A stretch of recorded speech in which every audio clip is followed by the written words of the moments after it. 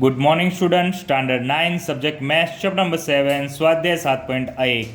આજે આપણે video number 6માં દાખલા નંબર 8ની ચર્ચા કરવાની છે. તો વિદ્યાર્થી મિત્રો, પહેલાં રકમ સમજીશું. રકમ સમજ્યા બાદ આપણે તેના આકૃતિ વિશે સમજીશું કે આકૃતિમાં કઈ વસ્તુ તમને શોધવાની છે, કઈ વસ્તુઓ સમરૂપ સાબિત કરવાની છે.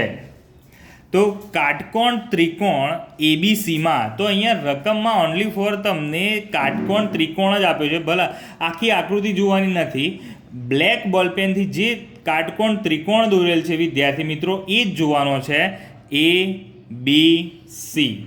તો કાટકોણ ત્રિકોણ એબીસીમાં ખૂણો સી જે છે એ કાટખૂણો છે, મતલબ 90° છે. બરાબર.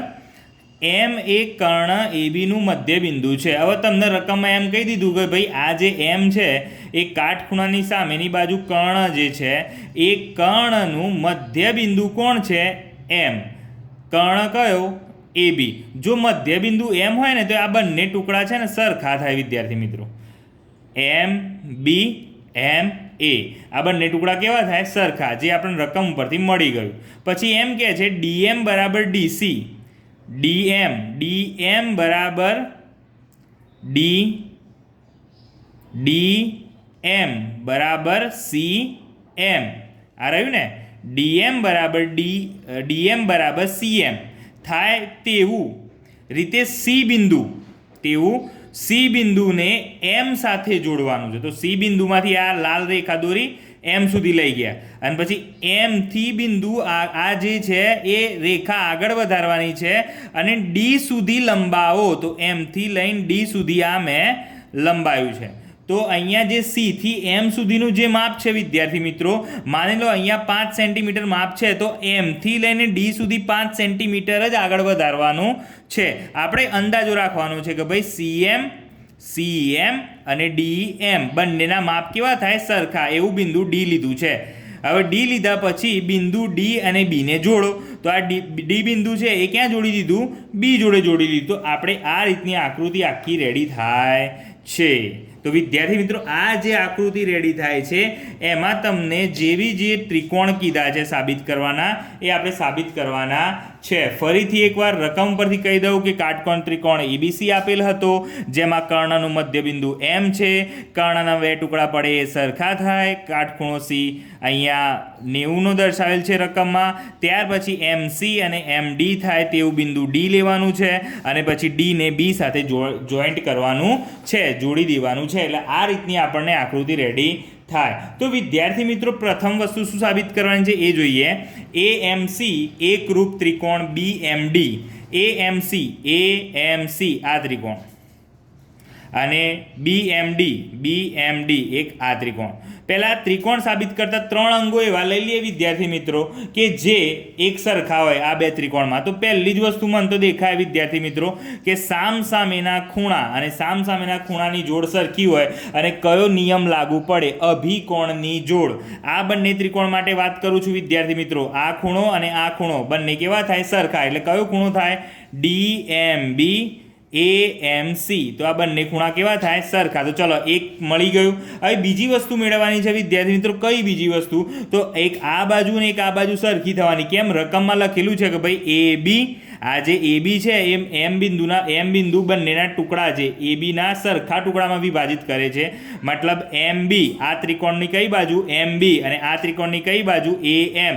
બંને કેવી થવાની? સરખી થવાની. તેમજ હજી એક બાજુ છે આ રીતે, એક આ ટુકડો અને એક આ ટુકડો. ક્યાંથી સરખો થયો? રકમમાં આપેલું છે. તો ઓલરેડી આપણને આ જે નિયમ છે એ કયો નિયમ મળી ગયો વિદ્યાર્થી મિત્રો? બા. બાજુ ખૂણો બાજુ. જુઓ, બાજુ ખૂણો બાજુ. તો અંતર્ગત એક ખૂણો આપણને મળે છે. એટલે સાબિત શું થશે? બા નિયમ પરથી આ બે ત્રિકોણ આપણે સાબિત થઈ જશે. તો હવે લખવાનું સ્ટાર્ટ કરીએ વિદ્યાર્થી મિત્રો. કયા ત્રિકોણ માટે લખીએ છીએ એ પહેલાં અહીંયા લખી દઈશું. ત્રિકોણ એએમસી અને ત્રિકોણ બીએમડી માટે. તો સૌ પ્રથમ કઈ લખશું? ખૂણો ડીએમબી. ખૂણો ડીએમબી બરાબર ખૂણો એએમસી. M C. કારણ શું જણાવશો? અભિકોણની જોડ. અભિકોણની જોડ. તો વિદ્યાર્થી મિત્રો એક અંગ થઈ ગયું. હવે આપણે બાજુ લઈએ બી એમ બી અને એમ એ. એમ બી અને એમ એ. કેવી રીતે જણાવશો? લખવાનું કે એમ એ રેખાખંડ એ બીનું મધ્યબિંદુ છે. કારણ જણાવી દીધું. હવે બીજી વાર ફરીથી લખીશું એમ ડી અને એમ સી. એમ ડી અને એમ સી. તો વિદ્યાર્થી મિત્રો આ ક્યાંથી? પક્ષ ઉપરથી. કેમ પક્ષ? કારણ કે આપણું રકમ પરથી આપણે આ લખી શકીએ છીએ. તો અહીંયા આપણે લખી શકીએ અહીં ત્રિકોણ એ એમ સી એકરૂપ ત્રિકોણ બી એમ ડી. શું લખશો? બાખુબા. બે જોડ બાજુની અને એક જોડ ખૂણો. અને એ બી કેવો? અંતર્ગત ખૂણો વિદ્યાર્થી મિત્રો. માટે બાખુબા નિયમ અહીંયા સાબિત થાય છે. તો અહીંયા આપણે પહેલી વસ્તુ બંને ત્રિકોણને આપણે અહીંયા સાબિત કરી દીધી. હવે વિચારવાનું કે આ ત્રિકોણ ઉપરથી કોઈ બીજી વસ્તુ સાબિત થઈ શકે છે? તો કોઈ એવી બીજી વસ્તુ આપી છે? ના, નથી આપી. પણ તમે વિદ્યાર્થી મિત્રો અહીંયા નોટિસ કરશો કે ખૂણો DBC કાટકોણ છે એવું સાબિત કરવાનું છે. DBC મતલબ આ ખૂણો જે છે એ કાટકોણ તમારે સાબિત કરવાનો છે. હવે આ સાબિત કરવા માટે વિદ્યાર્થી મિત્રો તમારે જરૂર પડશે આ ત્રિકોણની. આ જે ત્રિકોણ સાબિત કર્યો તમે એ ત્રિકોણની જરૂર પડશે. કેવી રીતે એ હું તમને કહું કે આ બંને જે ત્રિકોણ છે એ બંને ત્રિકોણમાં એક આ ખૂણો લઈ લો અને આ ખૂણો લઈ લો. એ બંને ખૂણાનું માપ સરખું હશે. કેમ સરખું હશે? કારણ કે આપણે બંને ત્રિકોણને કેવા સાબિત કર્યા? સમરૂપ. હવે બંને ત્રિકોણને સમરૂપ, એકરૂપ અને સમરૂપ સાબિત થયા બાદ બધી બાજુઓ અને બધા ખૂણાઓ કેવા હોય? સરખા હોય. તો હું આ ખૂણાને અને આ ખૂણાને જેમ આ રીતે આપ્યા છે ને બે ખૂણા જુઓ વિદ્યાર્થી મિત્રો. આ એક આ અને એક આ રીતે આ બંને ત્રિકોણની વાત કરી રહ્યો છું. તો એમાં એક આ ખૂણો અને આ ખૂણો. હવે બંને ત્રિકોણમાં હું આ બંને ખૂણાને સરખા સાબિત કરી શકું. મતલબ સરખા માપ લખી શકું. તો કેવી રીતે લખીશું? આપણે એમ થી શરૂઆત કરીશું વિદ્યાર્થી મિત્રો. M C A. ખૂણો એમ સી એ બરાબર ખૂણો M D A. M D B. M D B. તો આ બંને ખૂણા કેવા થયા? સરખા સાબિત કર્યા. ક્યાંથી? ત્રિકોણ એ એમ સી એકરૂપ ત્રિકોણ બી એમ ડી પરથી. હવે વિદ્યાર્થી મિત્રો આપણે એક નિયમ છે કે જ્યારે યુગ્મકોણની જોડ સરખી બને, યુગ્મકોણની જોડ સરખી આપણે સાબિત થાય તો તે બે રેખાઓ એકબીજાને સમાંતર હોય. તે બે રેખાઓ એકબીજાને કેવી હોય? સમાંતર હોય. તો વિદ્યાર્થી મિત્રો આપણે કઈ બે રેખાની વાત કરી રહ્યા છે? એક તો AC અને એક DB. આ બે રેખાની વાત કરી રહ્યા છીએ. કેમ? જોજો તમે Z કેવી રીતે બને છે આપણો. એક આ ખૂણો લીધો અને એક આ ખૂણો. તો A થી શરૂ કરવાનું. AC DB. આપણે M થી કર્યું કારણ કે ત્રિકોણના અનુલક્ષીને લીધું છે. મતલબ M થી ચાલુ કરો કે C થી ચાલુ કરો, ખૂણો તો આપણો અહીંયા D જ રહેવાનો છે અને અહીંયા C જ રહેવાનો. તો આ રીતે આપણો Z બને છે અને આ બંને ખૂણા આપણે સરખા સાબિત કર્યા. જો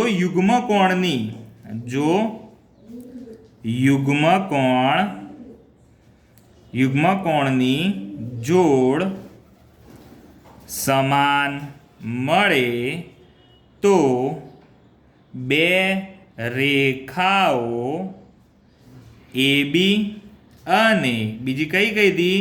DB એ એકબીજાને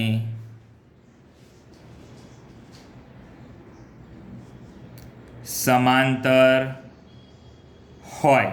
બરોબર? આ વસ્તુ થાય સાબિત વિદ્યાર્થી મિત્રો. હવે આના ઉપરથી આપણે હજી એક વસ્તુ લેવાની છે કે ભાઈ બે રેખા જે સમાંતર છે જેમની છેદિકા કોણ છે? છેદિકા કોણ છે? AB. જેમની છેદિકા AB મળે.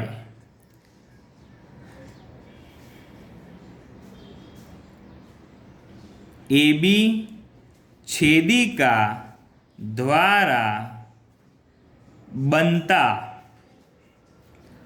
અંતઃકોણ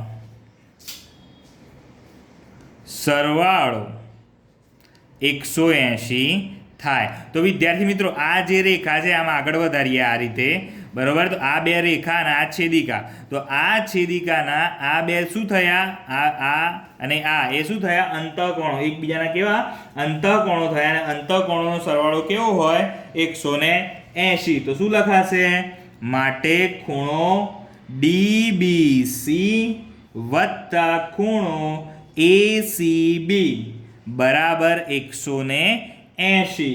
તો DBC